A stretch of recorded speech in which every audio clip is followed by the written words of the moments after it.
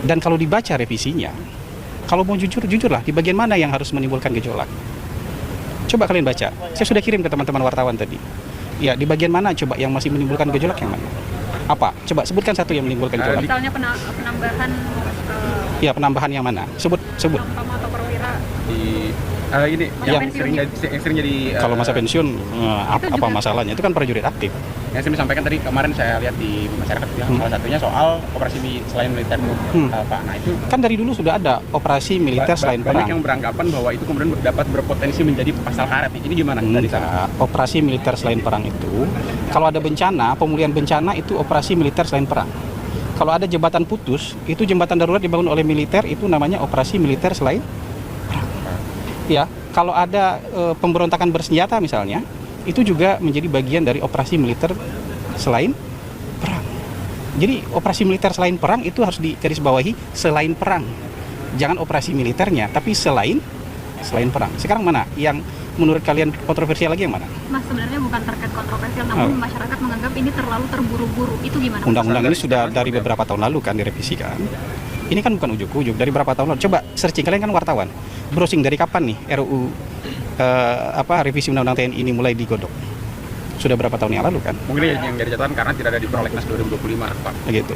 Iya, tapi kan ini sudah direncanakan lama. Jadi kalau undang-undang itu misalnya sudah matang, ya sudah bisa untuk segera untuk diundangkan, kenapa enggak dibicarakan? Ini kan untuk memperkuat fungsi-fungsi yang selama ini sudah ada, tapi belum diakomodir oleh undang-undang.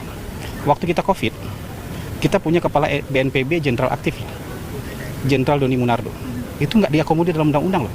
Tapi kalian protes nggak?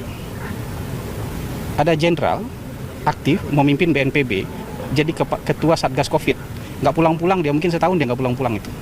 Untuk menangani COVID, almarhum Jenderal Doni Munardo. Ada yang protes nggak? Tapi itu belum ditampung dalam undang-undang.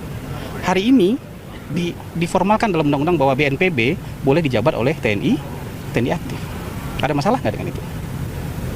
Jadi kira-kira seperti itu. Jadi sekarang itu yang dicari-cari kemarin, yang hantu-hantu, yang pasal-pasal yang dianggap kemarin menakutkan tuh setelah dicari nggak ketemu kan?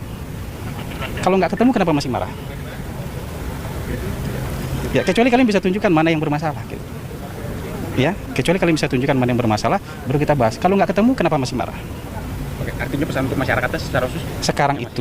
Sekarang itu justru jabatan-jabatan itu dikunci.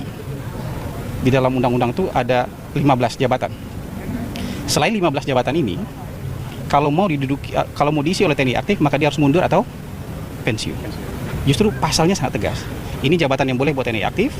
Di luar jabatan ini, maka dia harus pensiun atau mundur. Ini pasal yang sangat clear, sangat terang benderang, dan ketakutan-ketakutan yang selama ini digembar-gemborkan di media sosial nggak ada. Kalian sebagai wartawan juga nggak bisa sebutkan kan? Pasal mana yang hari ini harus menimbulkan ketakutan yang mana?